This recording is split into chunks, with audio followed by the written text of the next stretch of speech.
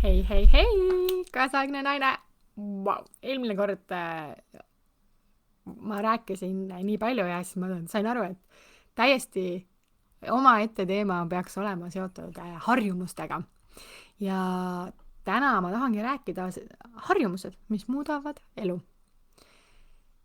Ja harjumused, ehkki sageli alahinnatud, on meie elu kujundamisel võtmetähtsusega.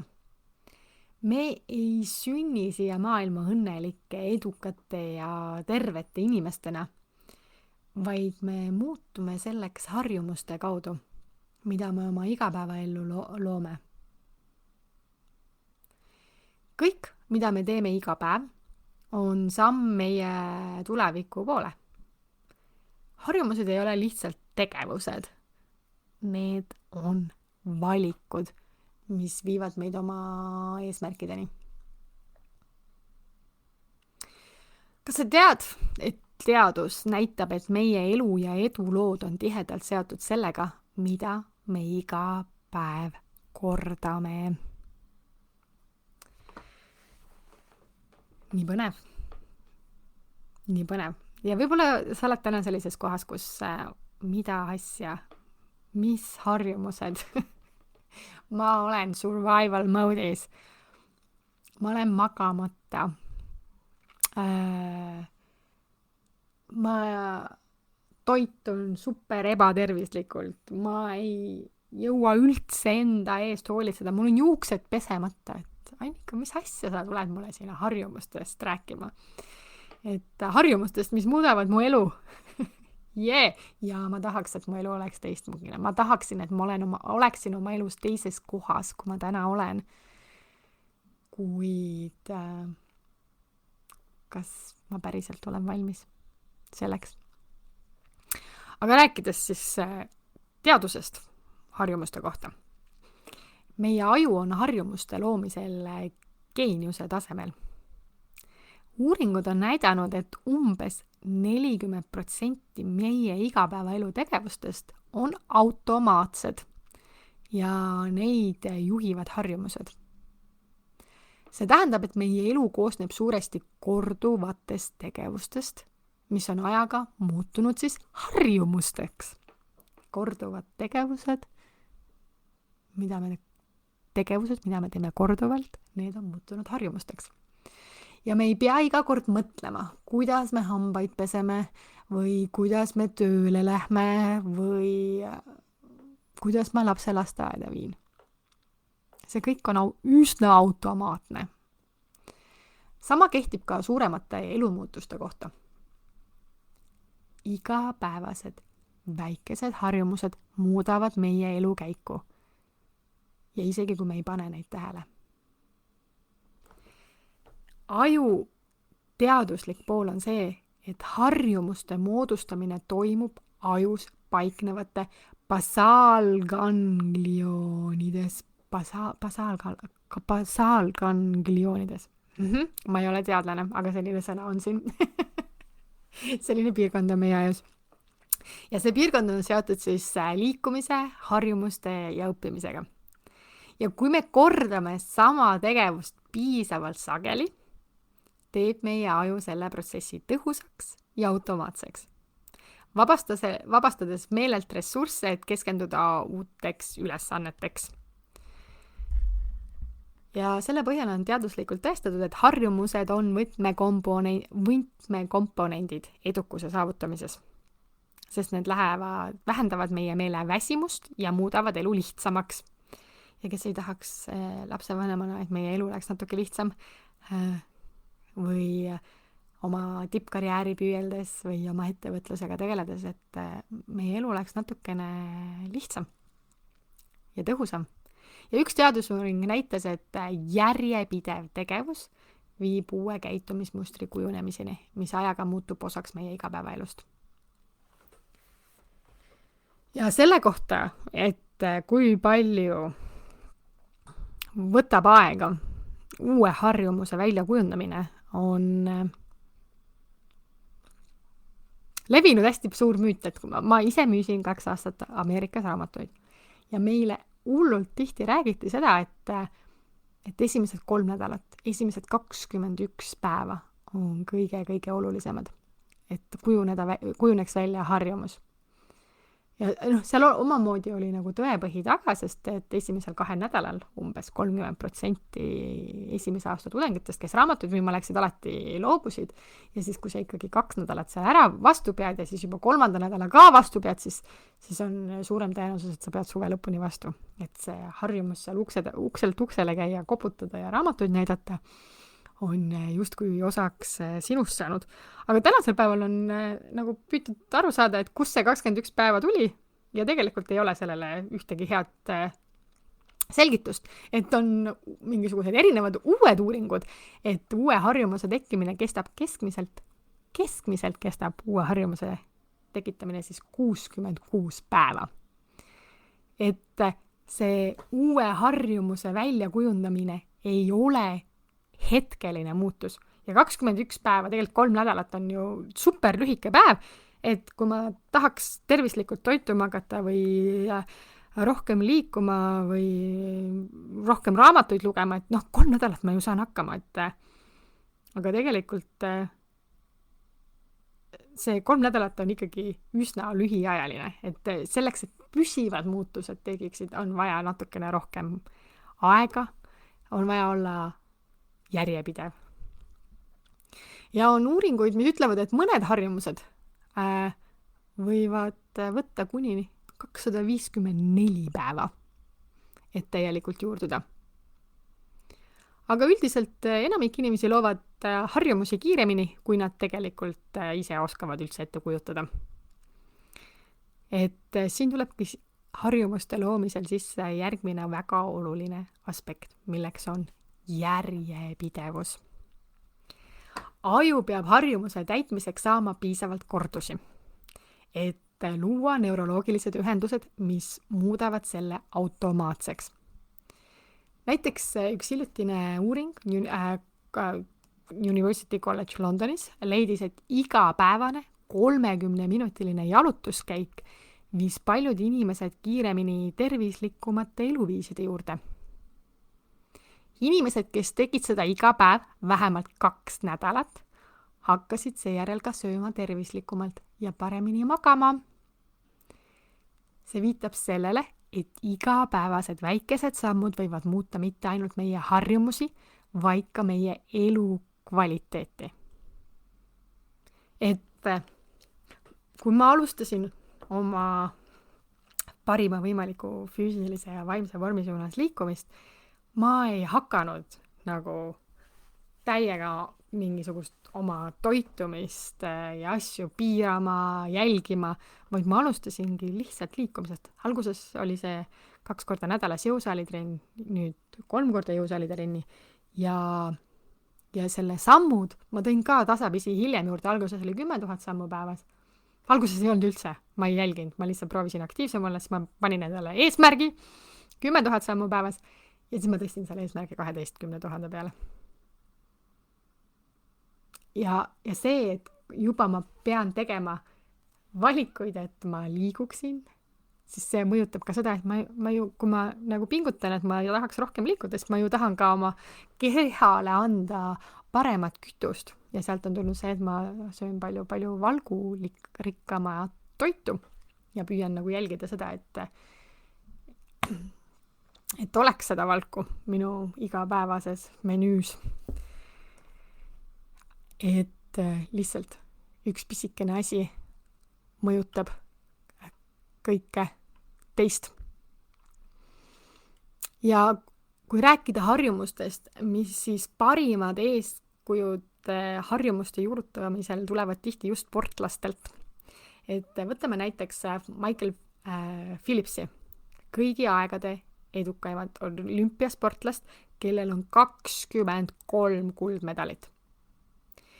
Tema päevarutiin on täpselt oma harjumuste täpsus ja järjepidevus. Et need on legendaarsed. Phelps kasutab oma hommikust treeningut kui rutiini, millele ta ei jätnud vahele ühtegi päeva. Tema meeskond jälgis igat harjumust, mis oli seotud füüsilise ettevalmistusega. harjutustest toitumiseni, puhkamiseni ja psühholoogilise ettevalmistuseni. See kõik oli osa tema eesmärkidest, milleni ta jõudis pidevalt harjutanud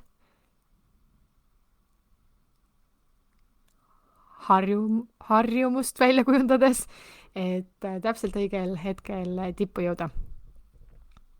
Või näiteks Serena Williams on rääkinud oma tegemistest iga päev ja kuidas iga treening ja harjumus aitas tal olla valmis maailma kõige raskemaks mänguks. Tema võime olla järjepidev oma harjumustes, olenemata välistest teguritest, on üks suurimaid põhjusid, miks ta on suutnud sportlikus maailmas tõusta. Et harjumused ei ole vaid spordiga seotud, nad on ka seotud elustiili ja äriga. Nii. USAs on hästi palju kürgi kütnud presidendi valimised ja presidendiga hästi tihedalt seotud ka näiteks Elon Musk, Tesla ja SpaceXi asutaja. Aga ta on tuntud maailmas tegelikult oma äärmise tööeetika ja just oma igapäevaste harjumuste järgi.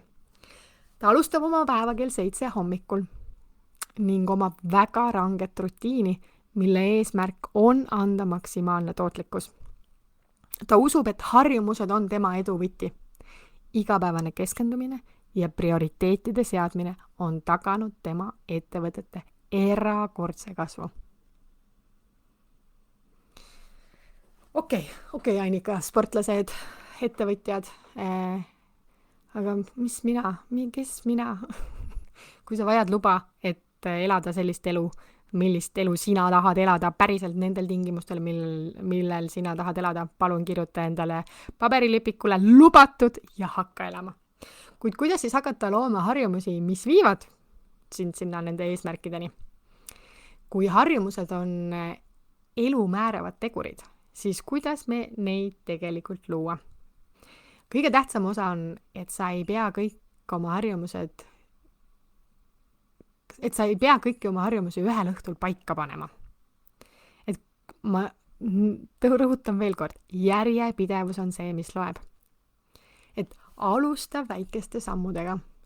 Näiteks, kui sa tahadki hakata hommikul jooksmas käia, siis alusta kõigepealt kas või sellest 5 minutist ja aatam harjumused.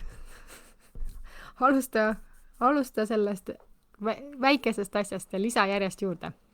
Et kui su keha harjub harjumusega, siis suurenda seda treeningkoormust ja aega. Lähene sellele harjumusele järk-järgult, kuni see on osa sinu igapäevasest elust.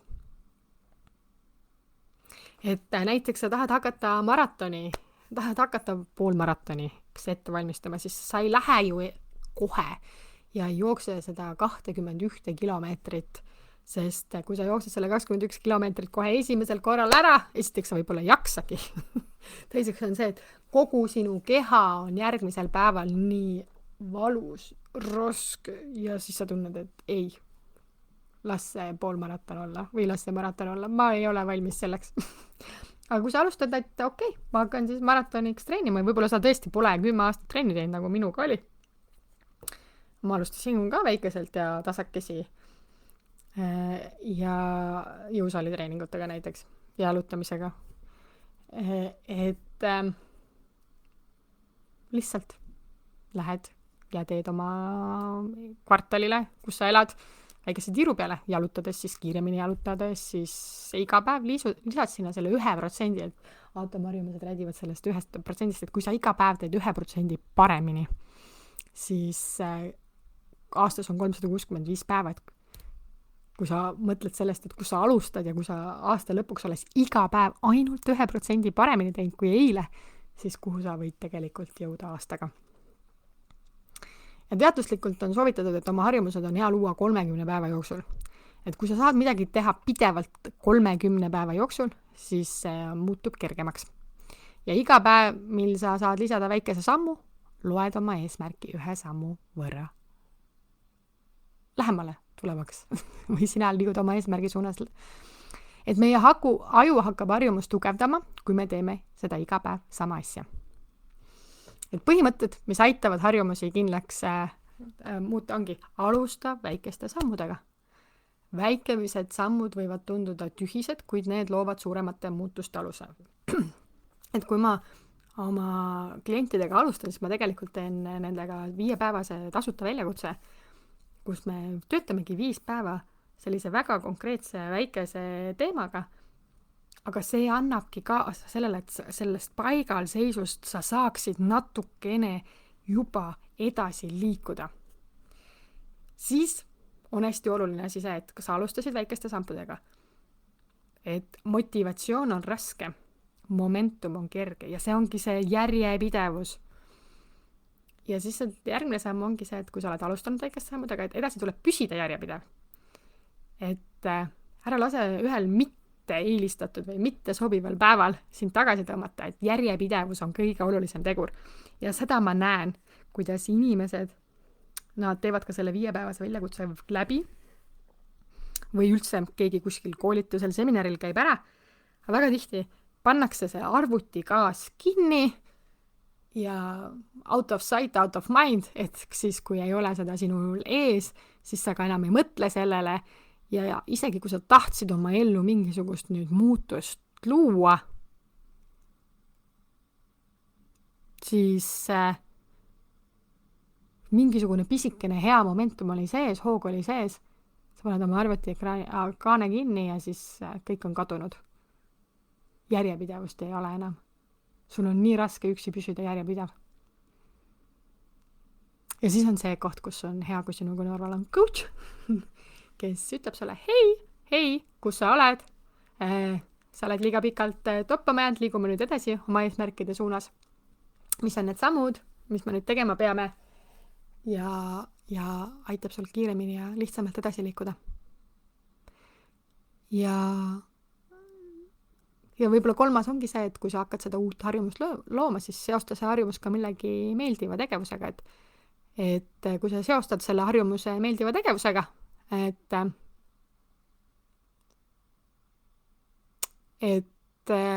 liikumine, et minu jaoks täiega see, et ma hakkasin jalutamas käima, tähendas seda, et ma sain rohkem audioraamatuid kuulata. Ma sain uusi mõtteid, inspiratsiooni, motivatsiooni, et minu jaoks on see nagu selline meeldiv aeg iseendaga, aga samas võimalus ka ennast harida ja oma silmaringi laiendada. Nii et harjumused on nagu puu kasvamine. Alguses on see vaid väike seeme, kuid iga päev hoides seda hooldatud, kasvab see tugevaks ja viljakaks puuks. Ja puu ei kasva üleöö. See vajab aega, kannatlikkust ja pidevat hoolt, et muuta end kõrgeks ja tugevaks. Ja harjumustega on samamoodi. Nad vajavad hoolt, aega ja pühendumist. Kuid aja jooksul muutuvad nad viljakaks. Ja see on see koht, et kurat, üksi on vahel nii raske, et see motivatsioon tuleb peale, et ma nüüd hakkan oma elu muutma ja hakkan neid samme tegema. Kuradi raske on, sest life happens. Ja tahaks kõik pausile panna või tahaks rajalt kõrvale astuda. Ja siis on nii väärtuslik see, kui sinu kõrval on see teine inimene, coach, kes aitab sul rajal püsida. Et sa saaksid elada sellist elu, mis sa elada tahad. Sest tagasi vaadates me kahetseme ju neid asju, mis jäid tegemata ja saavutamata. Ja see tunne, et ma tegelikult oleks võinud olla valmis ja võimeline enamaks, kuid ma lihtsalt andsin alla. Ja samas, kui sellel on nii lihtne lahendus, et leia endale keegi, kes aitab sul ree peal püsida. Ja siis sa vaatad tagasi, et vau, kui targa otsuse ma tegin. Et harjumused ei ole midagi, mida saab lihtsalt mõelda või soovida. et ma nüüd hakkan tervislikult toituma, ma nüüd hakkan rohkem liikuma, ma nüüd hakkan raamatut lugema, ma nüüd hakkan oma ettevõtet super ehitama. Nad on midagi, mida tuleb praktiseerida ja kogeda iga päev. Ja kui sa suudad luua harjumusi, mis viivad sind su eesmärkide poole, siis sa hakkad märkama, kuidas iga väike samm viib sind lähemale oma sellele suuremale unistusele.